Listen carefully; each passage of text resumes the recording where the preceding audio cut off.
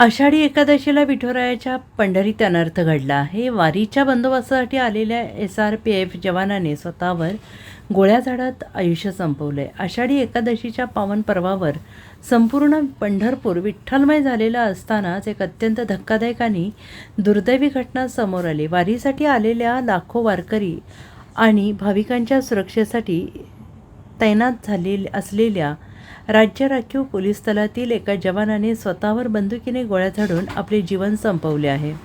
आणि या घटनेमुळे पंढरपूरसह पोलीस दलात मोठी खळबळ उडालेली आहे. ज्ञानेश्वर ध्रुपद साबणे असं जीवन संपवणाऱ्या 30 वर्षीय SRPF जवानाचे नाव असून ते मूळचे परभणी जिल्ह्यातील गंगाखेड येथील रहिवासी होते. आषाढी एकादशीच्या दिवशी पहाटे 2:30 वाजण्याच्या सुमारास ज्यावेळी श्री विठ्ठल रुक्मिणीची शासकीय महापूजा होत होती, त्याच वेळेस रामेश्वर यांनी स्वतःच्या सर्व्हिस रायफलमधून गोळ्या झाडून ते टोकाचे पाऊल उचलले. गोळीबाराचा आवाज ऐकताच परिसरात तैनात असलेल्या इतर पोलीस कर्मचाऱ्यांनी तात्काळ घटनास्थळी धाव घेतली. मात्र गंभीर दुखापत झाल्याने रामेश्वर साबणे यांचा जागीच मृत्यू झाला होता. आणि त्यांनी ऐन आषाढी एकादशीच्या दिवशी हे टोकाचे पाऊल का उचलले असावे याचे कारण अद्याप समोर आलेले नाही.